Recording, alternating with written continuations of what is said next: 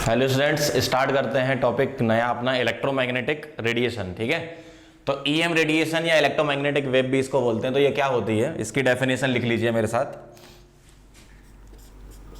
It is set of mutually perpendicular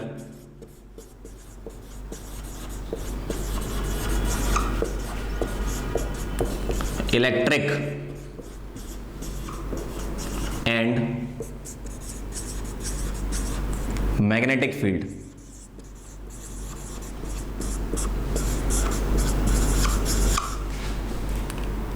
oscillates perpendicular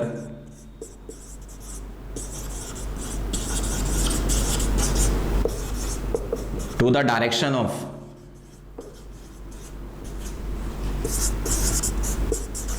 propagation. ठीक है, अब इसको समझते हैं क्या है। जैसे कोई चार्ज पार्टिकल होता है, तो जब चार्ज पार्टिकल ऑसिलेट होता है तो इलेक्ट्रिक फील्ड का कंपोनेंट क्रिएट होता है, और अगर इलेक्ट्रिक फील्ड है, चार्ज पार्टिकल है, तो वो मैग्नेटिक फील्ड का कंपोनेंट क्रिएट करेगा। और इलेक्ट्रिक फील्ड का कंपोनेंट, मैग्नेटिक फील्ड का कंपोनेंट और डायरेक्शन ऑफ प्रोपोगेशन तीनों परपेंडिकुलर होंगे। कैसे, अपन एक डायग्राम से समझते हैं। जैसे मान लो चार्ज पार्टिकल इस डायरेक्शन में ऑसिलेट कर रहा है, ठीक है, तो इलेक्ट्रिक फील्ड और मैग्नेटिक फील्ड के कंपोनेंट हम कैसे बनाएंगे, देखना। ये मैंने एक्सिस बना ली, ये एक्स एक्सिस हो गई, ये वाई हो गई और ये जेड हो गई। और ये क्या है अपनी, ये है direction of propagation, direction of propagation. Charge particle इस डायरेक्शन में ऑसिलेट कर रहा है। अब इलेक्ट्रिक फील्ड और मैग्नेटिक फील्ड एक दूसरे के परपेंडिकुलर होंगे, तो मैं पहले इसका इलेक्ट्रिक फील्ड का कंपोनेंट बना रहा हूं। कैसा, तो मैं इसका इलेक्ट्रिक फील्ड का कंपोनेंट बना रहा हूं इस तरीके से, इसके परपेंडिकुलर है ये, है ना। और मैग्नेटिक फील्ड का कंपोनेंट क्या होगा, इसका भी परपेंडिकुलर होगा, ऐसा, इस तरीके से। ठीक है, तो ये कौन सा हो गया, इलेक्ट्रिक फील्ड का कंपोनेंट।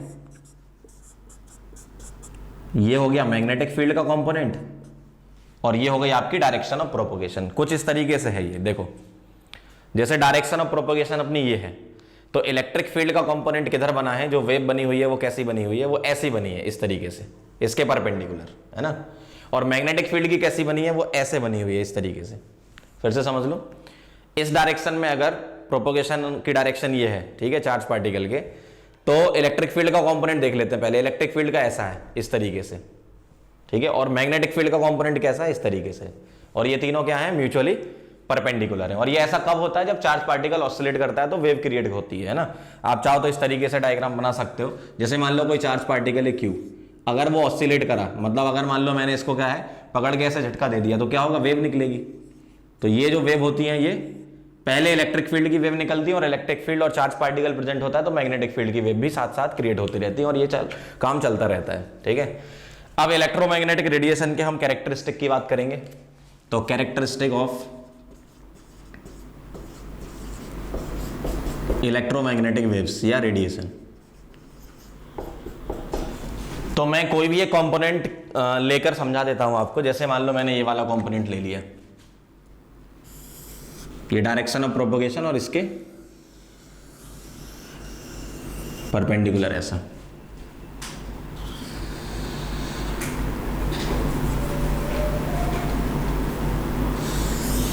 ठीक है, इस तरीके से एक कंपोनेंट मैंने ले लिया।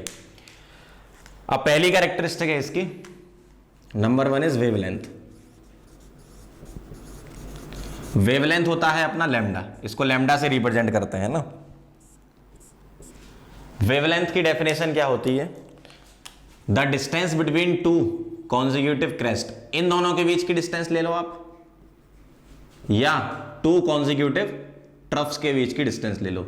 इसको बोलते हैं क्रेस्ट, और ये है अपना ट्रफ। तो दो कॉन्जिक्यूटिव क्रेस्ट ले लो या दो कॉन्जिक्यूटिव ट्रफ ले लो आप। तो डेफिनेशन लिख लो इसकी, डिस्टेंस बिटवीन टू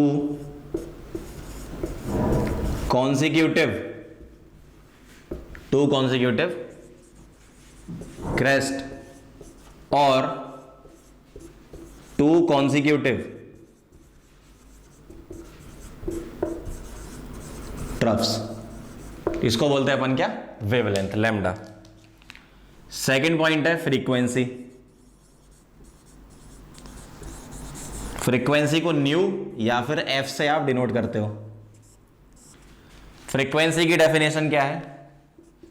फ्रीक्वेंसी की डेफिनेशन है the number of waves passing through a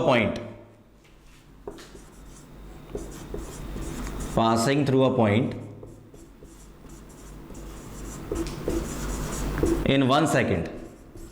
ठीक है, passing through a point in 1 second, इसको बोलते हैं फ्रीक्वेंसी। अच्छा, इनकी यूनिट भी साथ साथ में लिखते जाओ। वेवलेंथ क्या है? एक तरीके से डिस्टेंस है, तो डिस्टेंस की यूनिट क्या क्या हो सकती है? मीटर, ठीक है, सेंटीमीटर, नैनोमीटर, एंगस्ट्रॉम, पिकोमीटर, है ना। इन सब के रिलेशन अभी मैं बताऊंगा आपको।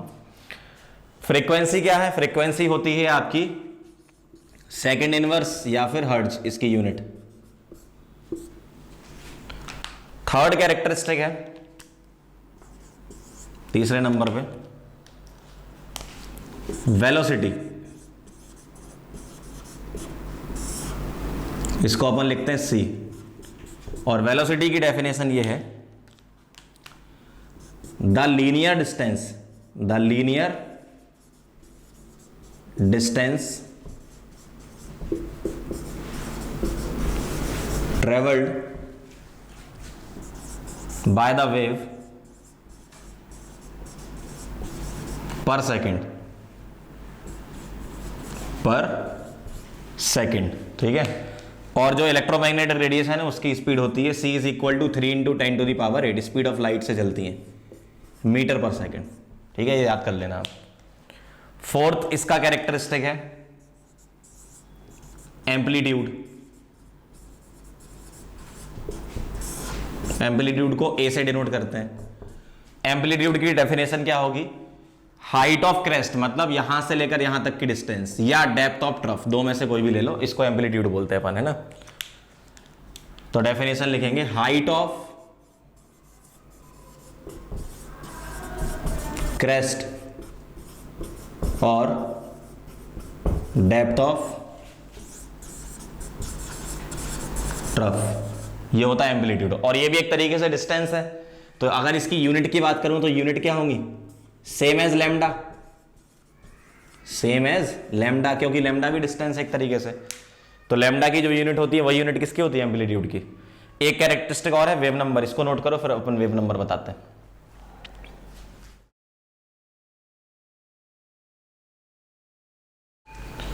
अगला है wave number.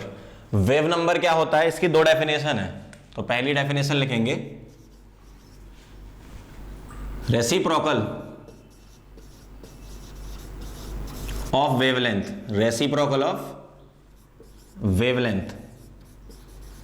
Is called wave number.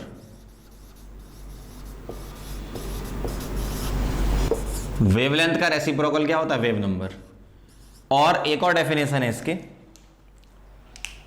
The number of waves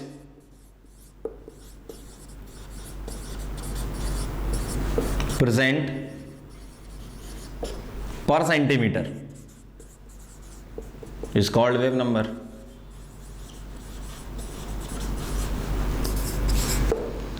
तो लैम्डा का रेसिप्रोकल कर दो, या फिर 1 सेंटीमीटर में जो डायरेक्शन ऑफ प्रोपगेशन अपनी जा रही थी उसके 1 सेंटीमीटर में कितनी वेव पास हो रही है उसको भी अपन वेव नंबर बोलते हैं। और वेव नंबर का फॉर्मूला क्या बनेगा? Nu bar is equal to बनेगा 1/λ। अब इसकी यूनिट क्या होगी? जो भी लैम्डा की यूनिट थी उसका इनवर्सली प्रोपोर्शनल कर देंगे, मतलब उल्टा कर देंगे। जैसे मान लो इसकी यूनिट में लिखूंगा तो क्या क्या लिखूंगा? सेंटीमीटर इनवर्स, और क्या लिख सकता हूं? मीटर इनवर्स, और क्या लिख सकता हूं? नैनोमीटर इनवर्स, एंगस्ट्रॉम इनवर्स, इस टाइप से, है ना, पिकोमीटर इनवर्स। जो भी डिस्टेंस की यूनिट है उसका अपोजिट कर दो, आप उल्टा कर दो। तो ये होता है अपना वेव नंबर। अब इस टॉपिक से रिलेटेड न्यूमेरिकल किस फॉर्मूले से पूछे जाएंगे उसके बारे में लिख लेते हैं। तो अपन लिख रहे हैं रिलेशन बिटवीन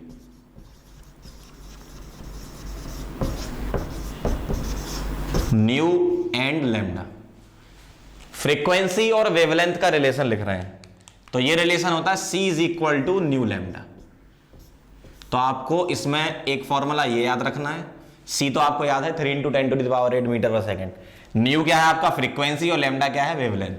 एक ये वाला फॉर्मूला याद रखना है न्यू बार का, ठीक है। बस ये दो फॉर्मूले से इस टॉपिक के न्यूमेरिकल आपके कवर हो जाएंगे। मैं आपको एक क्वेश्चन करके बता रहा हूं, तो क्वेश्चन लिखेंगे पहले, ठीक है। आपको ये दो फॉर्मूले ध्यान रखना है। क्वेश्चन ये है कि find the frequency of EM wave, find the frequency of EM wave whose wavelength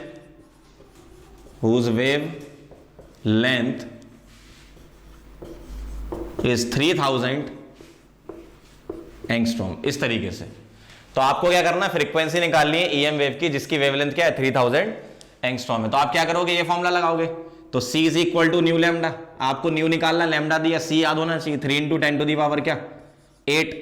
new निकालना है, लैम्डा क्या है 3000 एंगस्ट्रॉम है, इसको मीटर में कन्वर्ट कर लो क्योंकि ये मीटर पर सेकंड में थी। तो 3000 इंटू 10⁻, माइनस, अब एंगस्ट्रॉम और मीटर में क्या रिलेशन है, ये सारे रिलेशन हम यहाँ लिखेंगे, अभी मैं सिर्फ ये लिख देता हूँ 1 angstrom is equal to 10⁻−10 metre. अब इसको थोड़ा सॉल्व कर लेते हैं, क्या आएगा, न्यू इज इक्वल टू हो जाएगा, आप ये 3 से कैंसिल कर दो, ये हो गया आपका क्या 1000, और यहाँ 10⁻−7 बचेगी, और यहाँ 10⁸ है, -7 को इधर लाओगे तो 10⁻15 हो जाएगा ये। अब इसकी यूनिट क्या होगी, सेकंड इनवर्स बोलो या हर्ट्ज बोलो, ठीक है। इस तरीके से करना है। अब आपको मेन यहां पर दिक्कत आएगी यूनिट कन्वर्जन में, तो मैं आपको ये बता देता हूं क्या क्या आपको याद रखना है। देखो 1 picometre is equal to 10⁻12 metre, -12 metre. 1 fermi is equal to 10⁻−15 metre. 1 angstrom is equal to 10⁻10 metre, ये जरूर ध्यान रखना। 1 nanometre is equal to 10⁻9 metre. 1 micrometre is equal to 10⁻6 metre. 1 mm is equal to 10⁻3 metre. 1 centimetre is equal to 10⁻2 metre. तो ये unit conversion की आपको जरूरत पड़ेगी इसमें, जितने भी इसके न्यूमेरिकल होंगे। नोट कर लो इसको, फिर अगले टॉपिक पे आगे बढ़ते हैं।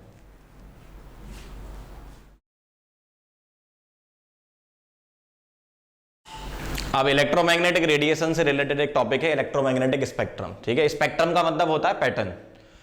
तो ये जो पैटर्न बना है ये फ्रीक्वेंसी और वेवलेंथ के अकॉर्डिंग मैंने पैटर्न बनाया है। तो जो इलेक्ट्रोमैग्नेटिक रेडिएशंस होती हैं वो फ्रीक्वेंसी या फिर वेवलेंथ के अकॉर्डिंग उसको अरेंज करते हैं, तो उनको उसके अकॉर्डिंग क्लासीफाई भी किया गया है। जैसे कॉस्मिक रेज होती है, इनकी फ्रीक्वेंसी सबसे ज्यादा होती है, और रेडियो वेव इनकी वेवलेंथ सबसे ज्यादा होती है, फ्रीक्वेंसी सबसे कम होती है ना। तो इस तरीके से मैंने सीक्वेंस बनाया। क्या क्या नाम है इनका, कॉस्मिक रेज, ये है gamma rays, X rays, ultraviolet, visible, infrared, microwave और रेडियो वेव। तो अगर मैं फ्रीक्वेंसी की बात करूं तो फ्रीक्वेंसी जो होती है,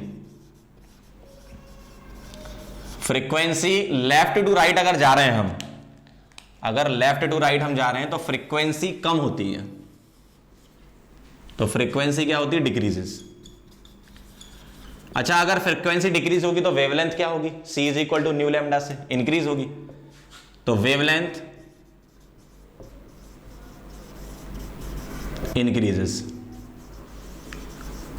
ठीक है। तो ये ऑर्डर आपको याद होना चाहिए। अब ये ऑर्डर डायरेक्ट याद करने बैठोगे तो बहुत टाइम लगेगा, मैं आपको इसकी ट्रिक बताता हूं कैसे याद रखना है। कॉस्मिक रेज को अपन ऐसे याद रखेंगे, क्लासिकल। गामा रेज मतलब गाड़ी, एक्स रेज का एक्स उठा लो, अल्ट्रावायलेट का यू और विजिबल का वी, क्लासिकल गाड़ी एक्सयूवी। इंफ्रारेड का इन उठा लो, माइक्रोवेव से आप माई याद रखो, और रेडियो वेव मतलब रेंज। तो इस तरीके से अपन याद रखेंगे, क्लासिकल गाड़ी एक्सयूवी इन माई रेंज, ठीक है। तो ये आपको याद हो जाएगा। अब यहां पर विजिबल में भी आपको याद रखना पड़ेगा। विजिबल में इसमें होता है विबग्योर, ये आपको याद होगा वैसे। Violet, indigo, blue, green, yellow, orange, red, ठीक है। और लेफ्ट टू राइट वेवलेंथ बढ़ रही है, तो इसी सीक्वेंस में अपन इसको फिट कर देंगे। अब नीट में और जेई मेन में इस टाइप के क्वेश्चन कैसे बन सकते हैं वो देखो। क्वेश्चन ऐसा रहेगा, compare frequency of gamma rays, yellow colour, infrared, radio wave, इस तरीके से। तो जब ये आपको पैटर्न याद होगा तभी आप ये क्वेश्चन कर पाओगे। क्वेश्चन बहुत इजी, लेकिन पैटर्न याद होना चाहिए। अब इनका मुझे फ्रीक्वेंसी कंपेयर करानी है। इसको मैं बोल रहा हूं 1, इसको 2, इसको 3 और इसको 4। तो बताओ सबसे ज्यादा फ्रीक्वेंसी किसकी होगी? तो आपको ये पैटर्न ध्यान से देखना है। इसमें क्या हो रहा है, फ्रीक्वेंसी लेफ्ट टू राइट क्या हो रही है, डिक्रीज हो रही है। तो सबसे ज्यादा फ्रीक्वेंसी किसकी होगी, गामा रेस की। तो 1 सबसे ज्यादा होगा। अब इसके बाद एक येलो दे रखा है, इंफ्रारेड और रेडियो वेव। अब आप देखो येलो कहां पर आ रहा है, विजिबल में इस जगह आ रहा है येलो, ठीक है। इंफ्रारेड कहां आ रहा है, इधर। रेडियो वेव कहां आ रहा है, इधर। तो आप देखो फ्रीक्वेंसी का अगर ऑर्डर अरेंज करें तो गामा रेस सबसे ज्यादा फ्रीक्वेंसी, उसके बाद आगे बढ़ते जाओगे क्या मिलेगा, येलो, फिर उसके बाद इंफ्रारेड और फिर क्या मिलेगा आपको, रेडियो वेव। तो 1, इसके बाद क्या आएगा 2, फिर आएगा 3 और फिर आएगा 4। इस तरीके के क्वेश्चन एग्जाम में हो सकते हैं। तो आपको क्या करना है, ये पैटर्न याद रखना है। अगर पैटर्न याद है तो आप क्वेश्चन कर लोगे, नोट कर लो इसको।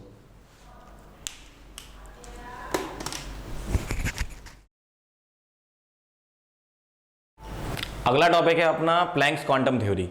अब प्लैंक्स क्वांटम थ्योरी समझने के पहले हमें क्वांटम के बारे में समझना होगा। तो क्वांटम की डेफिनेशन लिखो, क्या होती है।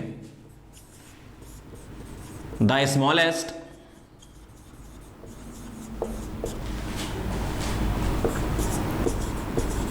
Packet of energy, smallest packet of energy that can be absorbed or emitted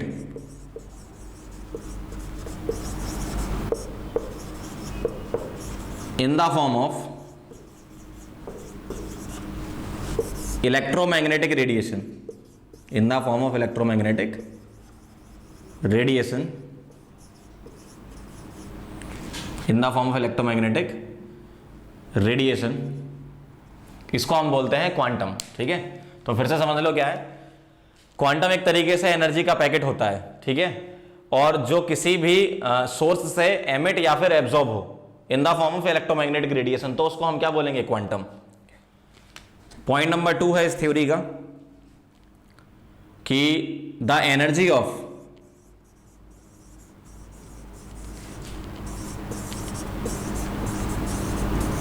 quantum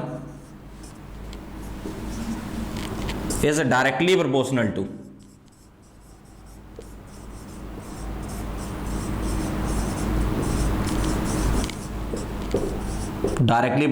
frequency.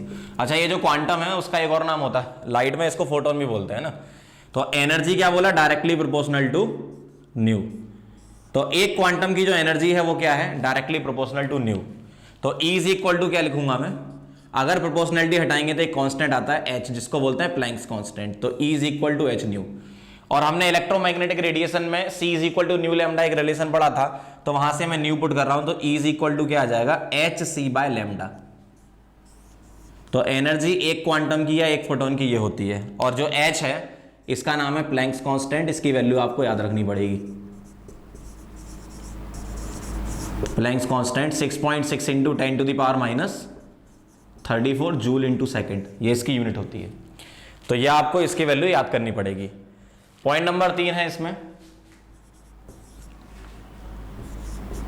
Energy emitted by light source, emitted by light source is integral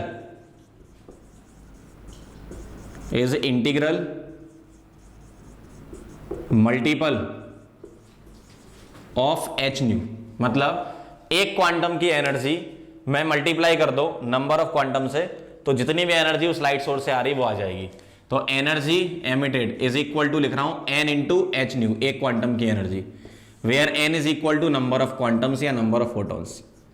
N is equal to number of quantums, ठीक है। अब जब आप इसके numerical करोगे तो numerical करने के लिए आप डायरेक्ट यहां पर वैल्यू पुट करके सॉल्व कर सकते हो। जैसे आपको न्यू दिया है, एच वैल्यू पुट करो, न्यू वैल्यू पुट करो, मल्टीप्लाई कर लो। वैसे ही आप यहां पे एच रखो, सी रखो और लैम्डा पुट कर दो।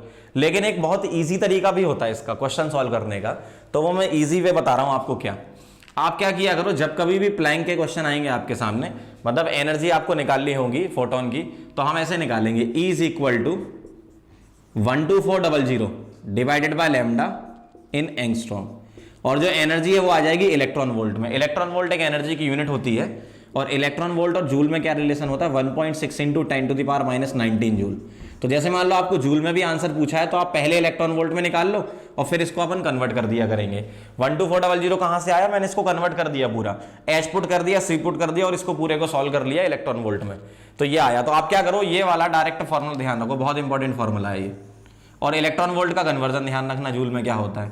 जैसे एक क्वेश्चन मैं आपको करके बता रहा हूं तो थोड़ा आसानी से समझ में आ जाएगा। क्वेश्चन ये बोला गया है, find the energy of one quantum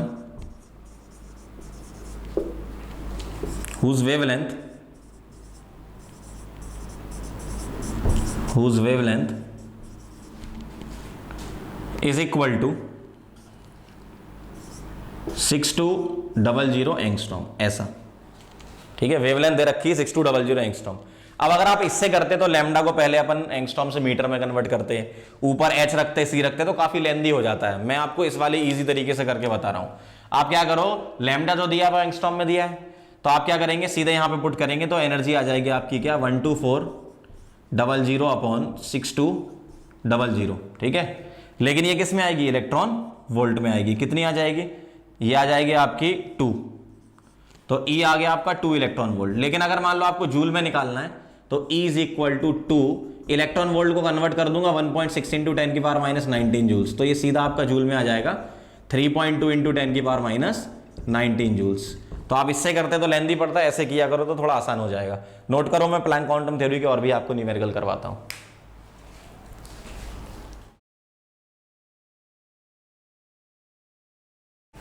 अगला न्यूमेरिकल देखो, प्लैंक्स क्वांटम थ्योरी का सेकंड न्यूमेरिकल।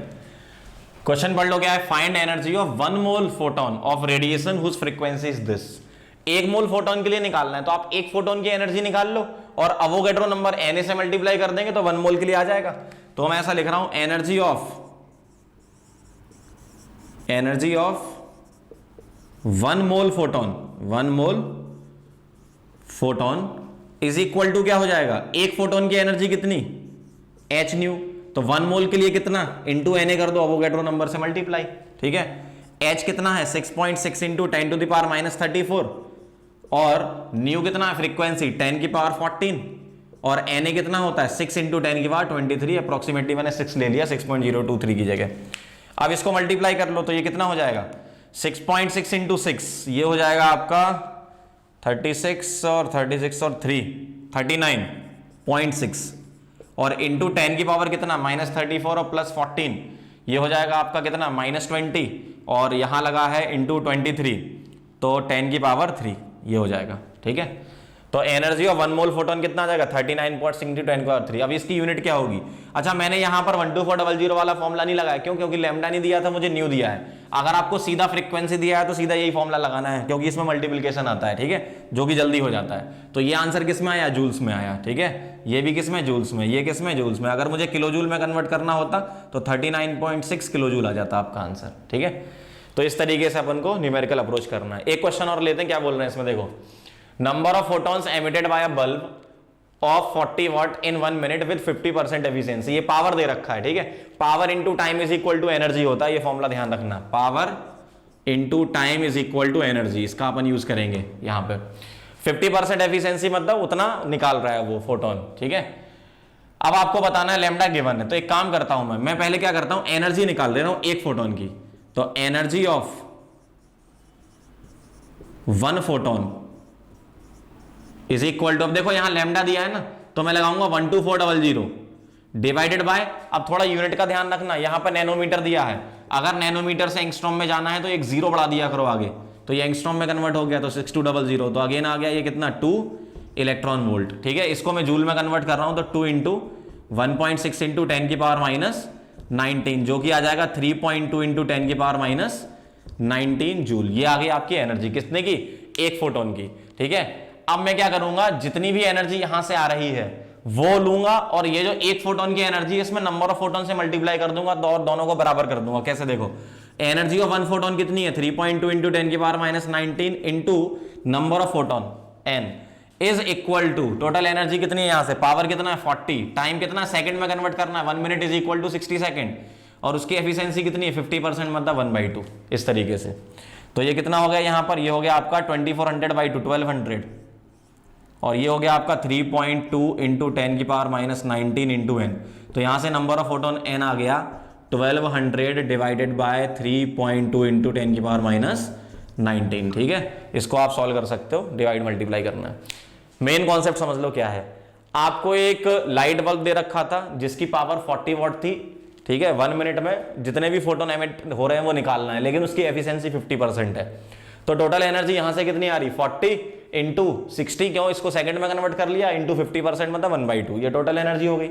और एक फोटोन की एनर्जी हम निकाल चुके थे 3.2 इंटू 10 के पावर माइनस 19, उसमें मल्टीप्लाई कर दिया नंबर ऑफ फोटोन से, ये एनर्जी में मल्टीप्लाई कर दिया किसमें, नंबर ऑफ फोटोन से, तो यहां से नंबर ऑफ फोटोन आ गए। नोट कर लो, फिर मैं एक क्वेश्चन और करवाता हूं इसका।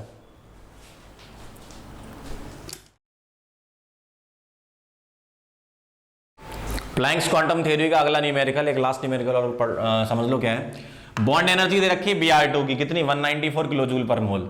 आपको मिनिमम वेव नंबर बताना है फोटोन का इस बॉन्ड को ब्रेक करने के लिए, Br बॉन्ड को ब्रेक करने के लिए। तो एक काम करो, आप मुझे एक बात बताओ कि एक फोटोन की एनर्जी कितनी होती है, h न्यू या फिर hc/λ। अगर मैं उसमें Na से मल्टीप्लाई कर दूं तो क्या हो जाएगा, 1 मोल फोटोन की एनर्जी, तो ये हो जाएगा आपका hc/λ इंटू Na, मतलब 1 मोल फोटोन की एनर्जी इज इक्वल टू, यहां भी तो पर मोल दे रखा है मतलब 194, और किलो जूल को मैं जूल में कन्वर्ट कर रहा हूं, तो ये दोनों मोल मोल हो गए अपने।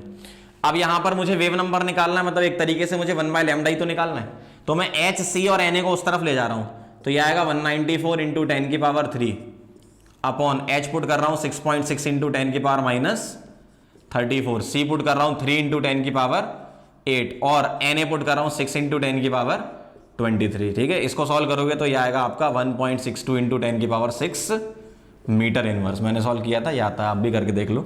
1/λ को क्या लिख सकता हूं मैं, न्यू बार, तो ये हो गया आपका क्या, वेव नंबर। नोट कर लो इसको, फिर अगले टॉपिक पे आगे बढ़ते हैं।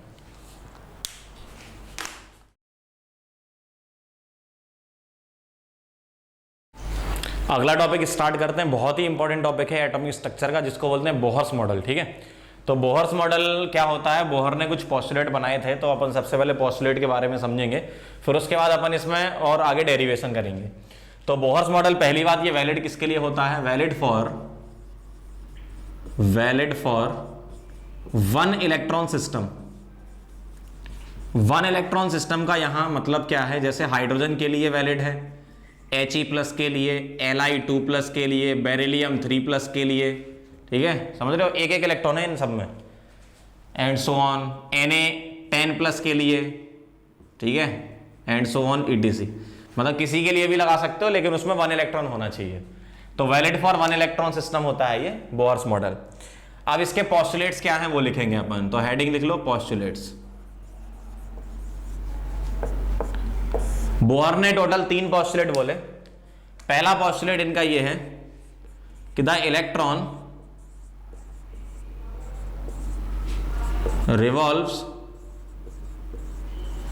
around the nucleus in circular orbit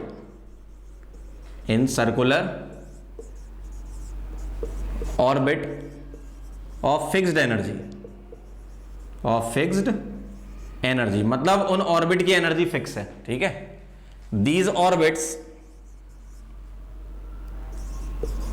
These orbits are called stationary orbits.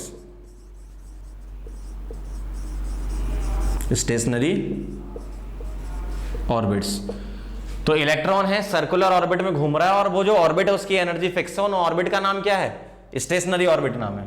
ये पहला पोस्टुलेट था। सेकंड पोस्टुलेट ये था कि angular momentum, orbit angular momentum कौन सा वाला, orbit angular momentum is integral multiple of h upon 2 पाई, और इसको h बार या कट h भी बोलते हैं, ठीक है, h अपॉन 2 पाई को h बार या कट h।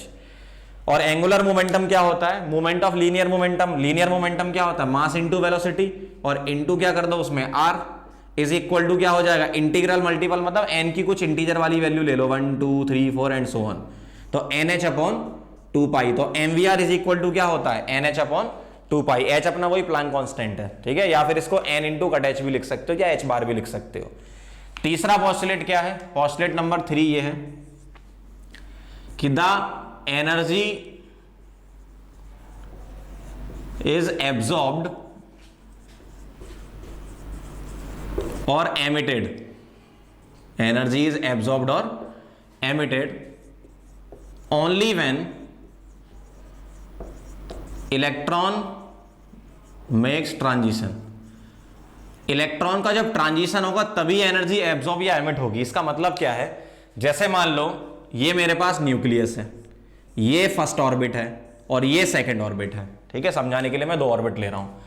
सपोज इलेक्ट्रॉन यहां था, तो इलेक्ट्रॉन को अगर मैं कुछ एनर्जी दे दूं ताकि वो यहां पहुंच जाए, मतलब इलेक्ट्रॉन ने क्या किया, जंप किया, तो इलेक्ट्रॉन लोअर से हायर वाली ऑर्बिट में चला गया, तो लोअर से हायर ऑर्बिट में जाए तो एनर्जी क्या होती है, एब्जॉर्ब होती है।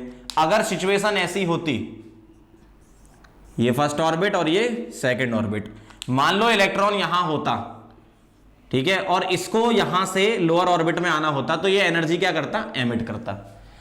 तो इसको मैं इस तरीके से भी समझा सकता हूं कि मैं इस तरीके से एक लेवल बना दिए 2, ये फर्स्ट वाले को मान लो और ये सेकंड मान लो, वैसे यहां पर बना दिए। इलेक्ट्रॉन अगर लोअर एनर्जी से हायर में जाना चाहता है, लोअर ऑर्बिट से हायर ऑर्बिट में जाना चाहता है, तो हम क्या करेंगे, उसको एनर्जी सप्लाई करेंगे। मतलब यहां पर क्या बोल रहे हैं हम, एब्जॉर्प्शन, यहां पर एनर्जी एब्जॉर्ब हो रही है तो एब्जॉर्प्शन बोलते हैं इसको। और अगर इलेक्ट्रॉन हायर से लोअर में आना चाहता है तो एनर्जी क्या करेगा, एमिट करेगा, तो इसको बोलेंगे हम एमिशन। तो एक लाइन में मैं ये बोल सकता हूं कि एब्जॉर्प्शन और एमिशन तब होता है जब इलेक्ट्रॉन लोअर से हायर या हायर से लोअर में जाता है। अगर लोअर से हायर में जाता है तो एब्जॉर्प्शन होता है, और हायर से लोअर में आता है तो एमिशन होता है। और एब्जॉर्प्शन और emission in the form of radiation हम बात कर रहे हैं, एनर्जी के फॉर्म में बात कर रहे हैं। ये पोस्टुलेट इसके नोट कर लो, फिर अपन इसमें न्यूमेरिकल कैलकुलेशन करेंगे।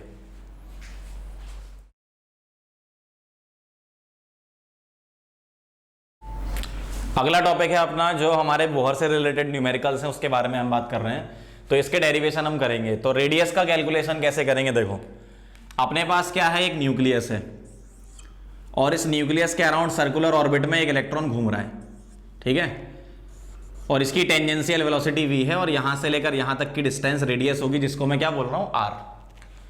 तो अब अपन क्या करेंगे, कुछ कंडीशन लिखेंगे, क्या, consider an electron of mass m and charge e revolving around nucleus of charge Ze। Z क्या है, एटॉमिक नंबर, ठीक है। तो न्यूक्लियस का चार्ज क्या हो जाएगा, Ze, और इलेक्ट्रॉन का चार्ज मैंने क्या ले लिया, E। ये इस न्यूक्लियस के अराउंड सर्कुलर ऑर्बिट में घूम रहा है, ठीक है, और सर्कुलर ऑर्बिट की एनर्जी क्या रहती है, फिक्स, जिसको स्टेशनरी ऑर्बिट बोलते हैं। तो अब एक बात बताओ, अगर मैं आपके सामने फोर्स की बात करूं, तो एक मेरे पास यहां पर क्या रखा है, पॉजिटिव चार्ज, और एक है इलेक्ट्रॉन, ठीक है, नेगेटिव चार्ज। तो अगर मैं फोर्स ऑफ अट्रैक्शन की बात करूंगा, तो फोर्स ऑफ अट्रैक्शन क्या होगा इन दोनों के बीच में, force of attraction between nucleus and electron ये होगा Q1 Q2 अपॉन r²। अगर इसके बीच की डिस्टेंस क्या है, r, इसका चार्ज है Ze और इसका चार्ज क्या लिया अपन ने, E। तो अगर मैं ये पुट कर दूंगा तो क्या आएगा, Q1 पुट किया मैंने Ze और Q2 पुट किया E अपॉन r²। तो फोर्स ऑफ अट्रैक्शन आ गया क्या, KZE² अपॉन r²। अब एक बार बताओ, अगर कोई भी बॉडी सर्कुलर मोशन में ट्रेवल कर रही है, सर्कुलर मोशन हो रहा है, तो क्या होगा, एक बाहर की तरफ फोर्स लगेगा जिसको बोलेंगे अपन F सेंट्रीफ्यूगल। एक तो फोर्स ऑफ अट्रैक्शन लगेगा और एक सेंट्रीफ्यूगल फोर्स लगेगा, और सेंट्रीफ्यूगल फोर्स का फॉर्मूला आप जानते हो क्या होता है, तो F सेंट्रीफ्यूगल ये होगा mv² अपॉन r, ठीक है। तो अगर ये इलेक्ट्रॉन इस ऑर्बिट में घूमते रहे हमेशा, तो उसके लिए जरूरी कंडीशन क्या है, जो अंदर की तरफ अट्रैक्शन फोर्स लग रहा है, फोर्स ऑफ अट्रैक्शन, वो क्या हो जाए, बैलेंस हो जाए, किससे, सेंट्रीफ्यूगल फोर्स से बैलेंस हो जाए। तो फॉर स्टेबिलिटी मैं क्या बोलूंगा, F फोर्स ऑफ अट्रैक्शन ये किसके बराबर हो जाए, F सेंट्रीफ्यूगल के बराबर हो जाए। तो मैं इन दोनों को बराबर कर रहा हूं, तो अट्रैक्शन फोर्स क्या था, kZe² अपॉन r², और दूसरा फोर्स क्या था सेंट्रीफ्यूगल, mv² अपॉन r। अब मैं यहां से v² की वैल्यू निकाल रहा हूं, तो कैसे निकालेंगे, एक r तो कैंसिल हो जाएगा और v² यहां से आ जाएगा आपका, v² is equal to kZe² upon mr। इसको बोल रहा हूं मैं इक्वेशन नंबर 1। अब आप बताओ बोहर का जो सेकंड पोस्टुलेट था, according to second postulate of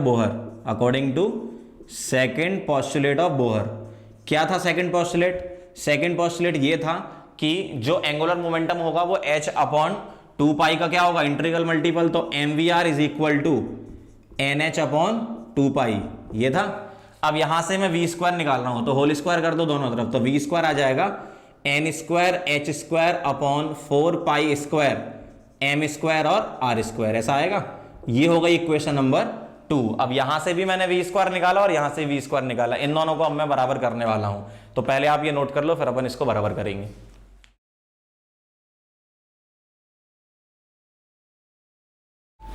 अब हमने जो इक्वेशन नंबर 1 और 2 बनाई थी, इन दोनों को अब हम बराबर करेंगे। तो इन दोनों को इक्वेट कर रहा हूं, तो क्या आएगा, kZe² upon mr is equal to n² h² upon 4 pi square m² r², ठीक है। अब थोड़ा सा सॉल्व कर लो, जो कट रहा है उसको काट दो। क्या क्या कैंसिल हो रहा है, m कैंसिल हो रहा है एक, और r कैंसिल हो रहा है, एक r यहां बचेगा, तो वो मैं यहां ला रहा हूं। तो r इज इक्वल टू क्या आ जाएगा, n² h² upon 4 pi square, यहां एक m बचेगा, और kZe² पूरा का पूरा इधर ले जाओ, तो kZe²। तो यहां से r का जो एक्सप्रेशन बना वो ये बना। अब इसमें बहुत सारी चीजें कांस्टेंट हैं और कुछ वेरिएबल हैं, जैसे ऑर्बिट नंबर n वेरिएबल है, ठीक है, और ये z एटॉमिक नंबर वेरिएबल है। बाकी सारे कांस्टेंट अगर मैं पुट कर दूंगा, तो बाकी सारे पुट करने पर क्या आएगा, देखो h को पुट करो 6.6 इंटू 10⁻⁻34, यहां पाई को पुट करो 3.14, m mass of electron put कर दो 9.1 इंटू 10⁻31 kg, और k को पुट कर दो 9 इंटू 10⁹। तो यहां से r की जो वैल्यू आएगी, r इज इक्वल टू आता है 0.53 इंटू n² बाय z, और ये मैंने कन्वर्ट कर दिया पूरा का पूरा एंगस्ट्रॉम में। आपको मैंने पूरा डेरिवेशन करके बताया है, लेकिन पूरे डेरिवेशन की जरूरत नहीं है, डायरेक्ट क्वेश्चन इस फॉर्मूले पर बेस्ड रहते हैं, तो ये फॉर्मूला जरूर याद रखना। इस फॉर्मूले को आप ऐसे भी लिख सकते हो, r is equal to r0 into n² by z, ऐसा। और कुछ बुक में r0 को a0 भी लिखा हुआ है, तो a0 भी आप लिख सकते हो इसकी जगह, ठीक है। तो फॉर्मूला कौन सा है आपका मेन, ये 0.53 इंटू n² बाय z, और ये जो 0.53 है इसकी जगह r0 या a0 लिख सकते हो। और ये r0 और a0 क्या होता है, r0 और a0 होता है बोहर रेडियस। बोहर रेडियस का मतलब फर्स्ट ऑर्बिट, हाइड्रोजन एटम के लिए फर्स्ट ऑर्बिट की जो रेडियस होती है उसको बोहर रेडियस बोलते हैं। तो इस वाले फॉर्मूले को अपन को याद करना है। इस फॉर्मूले से रिलेटेड न्यूमेरिकल कैसा मिलेगा उसके बारे में बात कर लेते हैं। जैसे आपसे बोला गया find the radius of second Bohr orbit for helium positive ion. इसके लिए आपसे बोला गया रेडियस निकालो, सीधे क्वेश्चन रहते हैं एग्जाम में। तो आप देखो सेकंड बोहर ऑर्बिट, तो n इज इक्वल टू क्या आ गया 2, He प्लस है तो z इज इक्वल टू क्या आ गया 2, पुट कर दो। तो r इज इक्वल टू, मैं r0 के फॉर्म में निकाल रहा हूं, r0 into n² by z, ये लगा रहा हूं मैं। तो क्या आएगा, r0 इंटू n क्या है 2, और z भी क्या है 2, एक 2 कैंसिल हो गया, तो क्या बचा 2 r0। आप 0.53 पुट करके मल्टीप्लाई करके आंसर लिख सकते हो, मैं r0 के फॉर्म में लिख रहा हूं। तो r is equal to 2 r0 angstrom. इस तरीके के क्वेश्चन आपको मिलेंगे इसमें, नोट कर लो, फिर अपन वेलोसिटी निकालते हैं।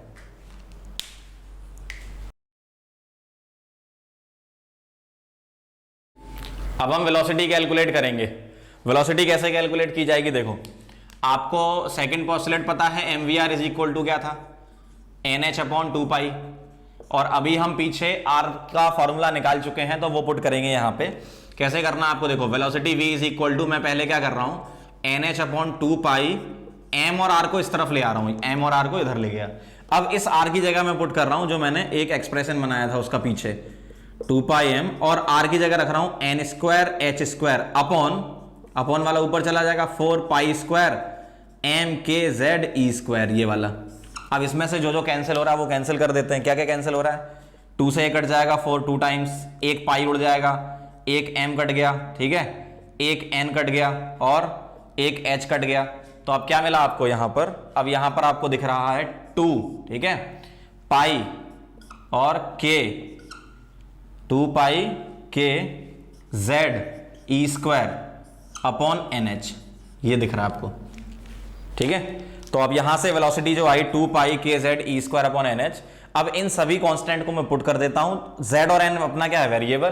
तो v का फॉर्मूला बनता है, ये आता है 2.18 इंटू 10 की power 6 into z by n metre पर सेकेंड। डेरिवेशन अगर आपको छोड़ना हो तो छोड़ सकते हो, लेकिन ये फॉर्मूले जरूर याद करना, डायरेक्ट फॉर्मूले पर बेस्ड क्वेश्चन होता है। कैसा क्वेश्चन आपको मिलेगा एग्जाम में उसके बारे में बात करेंगे। लिखो calculate velocity of electron present in third Bohr orbit for Li2+। इसके लिए मुझे वेलोसिटी निकालनी है।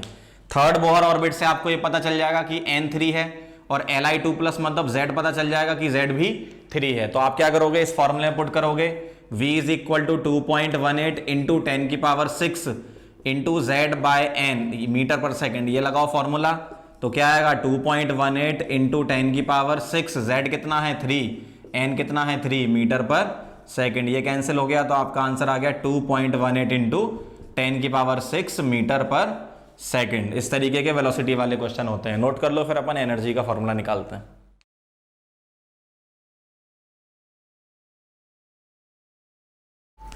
अब हम बात कर लेते हैं एनर्जी की, ठीक है।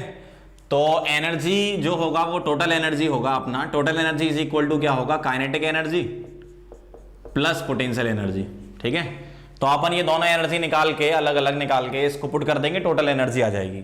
तो पोटेंशियल एनर्जी पी जो होता है वो होता है integral of force of attraction जो अपन ने निकाला था पीछे इंटू डी आर, और फोर्स ऑफ अट्रैक्शन क्या था अपना, K Z E square upon are square D are.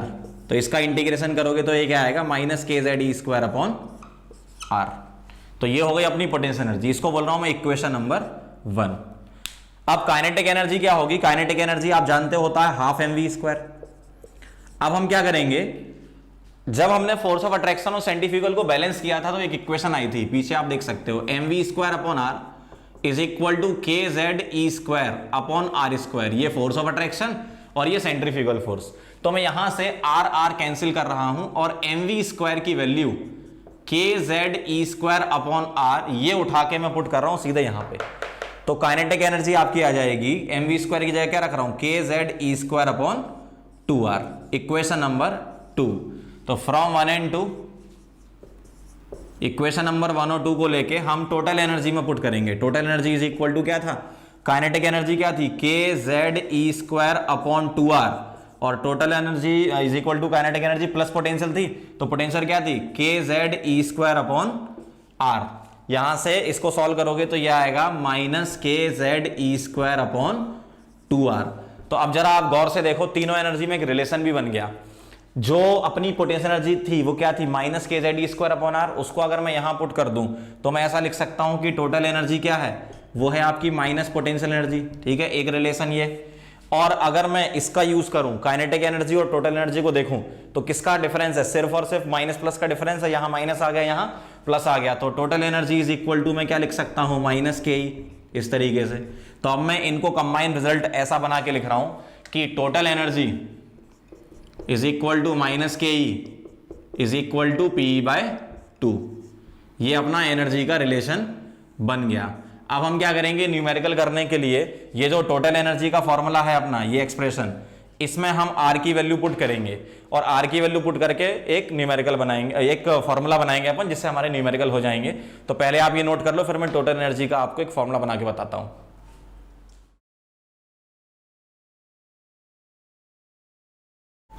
अब जो टोटल एनर्जी का अपना एक्सप्रेशन बना था वो ये बना था।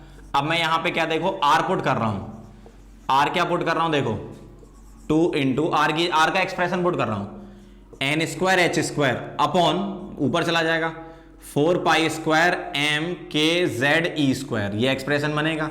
अब इसमें से देखो जो जो कट रहा वो कैंसिल हो जाएगा, देखो 2 से ये 4 कट जाएगा 2 टाइम्स, बस और तो कुछ कट नहीं रहा। तो ये मैं कंबाइन करके पूरा लिख रहा हूं, क्या आएगा देखो -2 हो गया, पाई हो गया, पाई का स्क्वायर है ना, 2 पाई स्क्वायर एम के स्क्वायर जेड स्क्वायर ई की पावर 4।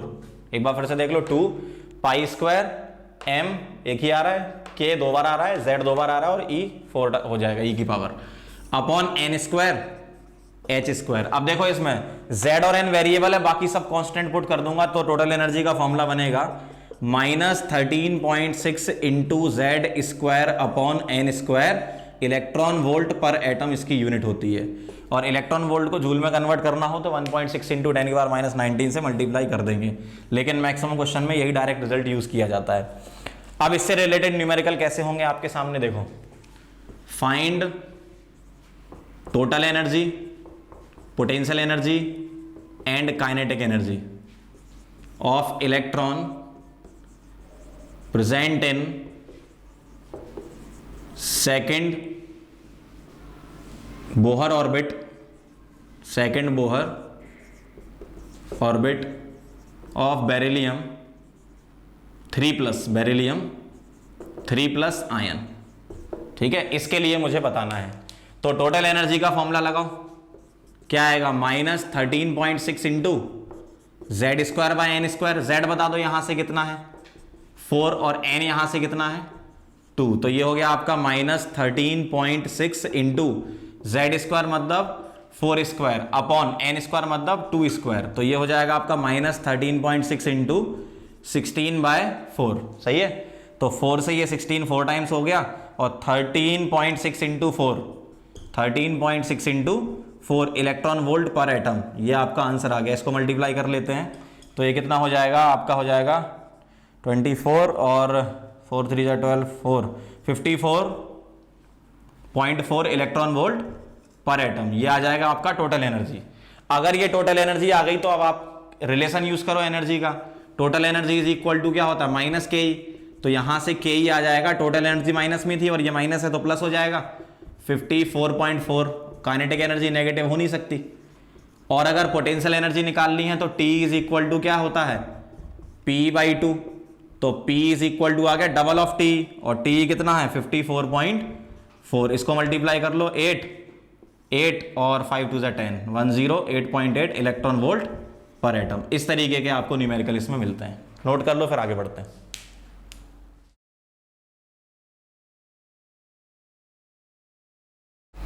अगला टॉपिक है अपना टाइम पीरियड। ठीक है, बोर की थ्योरी से रिलेटेड है। टाइम पीरियड का अगर मैं फॉर्मूला लिखूं तो time period T is equal to क्या होगा, डिस्टेंस अपॉन वेलोसिटी, तो 2πr डिवाइडेड बाई v, ये बनेगा आपका टाइम पीरियड का फॉर्मूला। अब मैं यहां पर एक काम करता हूं, यहां पर टाइम पीरियड का हम डायरेक्ट फॉर्मूला नहीं, एक रिलेशन बनाते हैं, उसी से बेस्ट क्वेश्चन होते हैं। तो मैं ऐसा बोल रहा हूं कि r is directly proportional to n square by z, r के फॉर्मूले से, और वेलोसिटी के फॉर्मूले से क्या बोल दूंगा v is directly proportional to z by n, तो मैं बोल दूंगा r by v is directly proportional to, इनको डिवाइड कर लो तो ये हो जाएगा n³ बाय z स्क्वायर, और यही यहां पर आ जाएगा। तो ये तो कांस्टेंट है 2π, तो मैं सीधा सीधा लिख सकता हूं t is directly proportional to r by v, और r by v is directly proportional to ये, तो t is directly proportional to n³ by क्या आ जाएगा z स्क्वायर, ये इस तरीके का। तो time period is directly proportional to n³ by z square. अगर मान लो आपसे फ्रीक्वेंसी के बारे में बोले, फ्रीक्वेंसी, तो फ्रीक्वेंसी f लिख रहा हूं मैं f, तो ये क्या बनेगा relation, f is equal to होगा 1/t, तो f is directly proportional to क्या हो जाएगा, ये n³ बाय z स्क्वायर है तो ये हो जाएगा z स्क्वायर बाय n³, ये हो जाएगा आपका इस तरीके से। समझ गए बात। तो ये दो फॉर्मूले, मतलब ये डायरेक्ट रिलेशन पर बेस्ड क्वेश्चन रहते हैं। कैसा क्वेश्चन मिलेगा वो मैं बात करता हूं। क्वेश्चन लिखते हैं अपन, find the ratio of time period, find the ratio of time period of electron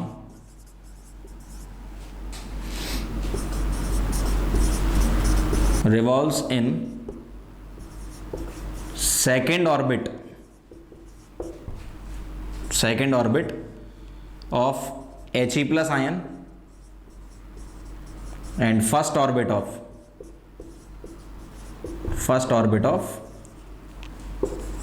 Li2 plus ion, इस तरीके से। तो आप क्या है इसमें रिलेशन बना लो। क्या रिलेशन बनेगा? अगर मैं बोल रहा हूं time period t is directly proportional to n cube by Z square, तो मैं ऐसे लिख सकता हूं t1 upon t2 is directly proportional to को अगर मैं इक्वल टू कर दूं, है ना, डायरेक्टली जो प्रोपोर्शनल है उसको इक्वल टू कर दूं, तो ये हो जाएगा n1 cube by n2 cube और into z2 square by z1 square. यही रिलेशन बनेगा t1 बाई t2 का। n1 कितना है? सेकेंड ऑर्बिट, तो 2 हो गया। n2 कितना है? फर्स्ट ऑर्बिट, तो 1 हो गया। ऐसा z2 कितना है? बाद वाला एटॉमिक नंबर Li का 3 हो गया। z1 कितना है? z1 हीलियम, तो ये 2 हो गया, इसका होल स्क्वायर। तो ये सॉल्व कर लो थोड़ा सा, ये हो जाएगा आपका 8 और इंटू 9/4, 4 से ही कैंसिल हो जाएगा 2, तो 9 इंटू 2 18:1 आ जाएगा आपका आंसर। तो time period t1 by t2 क्या हो गया? 18:1। तो आंसर आ गया आपका t1 by t2 is equal to 18:1, इस तरीके से। अगर इसी में फ्रीक्वेंसी पूछ लेते तो टाइम पीरियड का अपोजिट कर दो तो फ्रीक्वेंसी आ जाएगा, तो 1/18 उसका आंसर आ जाता है। तो आपको किस तरीके से अप्रोच करना है क्वेश्चन वो मैंने आपको बता दिया, इसको नोट कर लो फिर आगे बढ़ते हैं।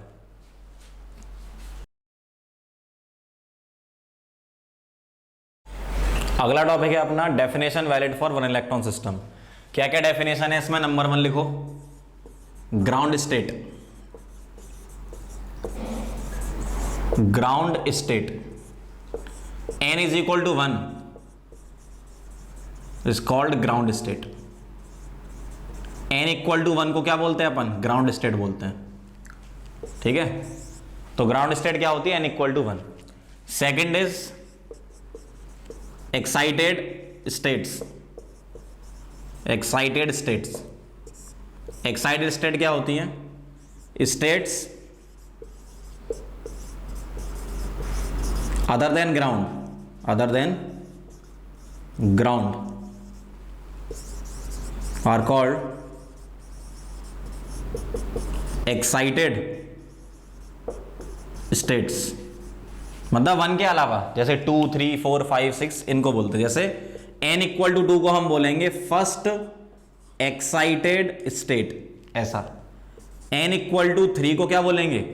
Second excited state. n equal to 4 को क्या बोलेंगे? Third excited state, and so on, इस तरीके से, ठीक है। थर्ड डेफिनेशन है ionisation energy. Ionisation energy short form में इसको IE लिखते हैं। आयोनाइजेशन एनर्जी की डेफिनेशन क्या होती है? Energy required to move an electron from n is equal to 1 to infinity. मतलब आपको आयोनाइज करना है उसको पूरा, 1 से उसको इन्फिनिटी पर भेज दो। इन्फिनिटी पर भेजने का मतलब है न्यूक्लियस से कोई भी उसका इंटरेक्शन नहीं होगा। तो मैं आयोनाइजेशन एनर्जी कैसे लिखूंगा? इन्फिनिटी की एनर्जी -1 वाली एनर्जी। इन्फिनिटी की एनर्जी क्या होगी? -13.6 into Z square upon infinity का स्क्वायर, और -13.6 into Z square upon 1 square. तो ये क्या आ जाएगा? इधर तो ये 0 हो गया और minus plus 13.6 into Z square. तो आयोनाइजेशन एनर्जी का फॉर्मूला क्या बन गया? ये बन गया plus 13.6 into Z square. Unit क्या होगी? इलेक्ट्रॉन वोल्ट पर एटम, ठीक है। तो डायरेक्ट फॉर्मूला आपको ध्यान रखना है। इसमें क्वेश्चन कैसा मिलेगा वो देखो, find ionisation energy of hydrogen atom. तो आयोनाइजेशन एनर्जी क्या आएगी? प्लस 13.6, हाइड्रोजन के लिए Z क्या है? 1, तो 1 स्क्वायर, तो प्लस 13.6 इंटू 13.6 इंटू वन, वो 1 ही हो जाएगा, तो ये आ जाएगा यूनिट इलेक्ट्रॉन वोल्ट पर एटम। अगर यहाँ हीलियम का पूछ ले तो हीलियम प्लस का तो Z2 रख देते, तो यहाँ 2 स्क्वायर हो जाता, 13.6 इंटू 4 हो जाता 54.4। तो इस टाइप से इसके क्वेश्चन होते हैं, नोट कर लो, फिर आगे और एनर्जी की बात करते हैं।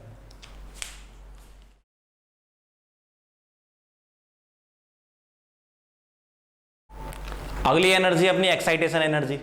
एक्साइटेशन एनर्जी की डेफिनेशन क्या है? The energy required to move an electron from ground state, मतलब n equal to 1 to any state, any other state. कैसे बोला जाएगा? जैसे आपसे ऐसा बोला जाएगा, ग्राउंड से थर्ड स्टेट पे चला गया या ग्राउंड से फोर्थ स्टेट पे चला गया, ऐसा बोल सकते हैं। या ऐसा ही बोल सकते हैं कि ग्राउंड से फर्स्ट एक्साइटेड स्टेट या सेकंड एक्साइटेड स्टेट ऐसे चला गया, तो उसके अकॉर्डिंग भी अपन इसको लिख सकते हैं। तो मैं क्या लिखूंगा? एनी स्टेट, मतलब एन स्टेट मान लेता हूं, n इक्वल टू एन पर भेजना है आपको, ठीक। तो excitation energy E is equal to हो जाएगा n की एनर्जी माइनस ग्राउंड की एनर्जी। फॉर्मूला बना लेते हैं, -13.6 into Z square by N square, और ये आएगा minus of -13.6 into Z square upon 1 square. अब मैं इसको माइनस माइनस प्लस लिख रहा हूं और 13.6 जेड स्क्वायर को कॉमन ले रहा हूं, तो 13.6 इंटू जेड स्क्वायर ये आ जाएगा 1 - 1 अपॉन एन स्क्वायर। इस तरीके से इलेक्ट्रॉन वोल्ट पर एटम। तो एक्साइटेशन एनर्जी का फॉर्मूला क्या बन गया आपका? ऐसा बन गया।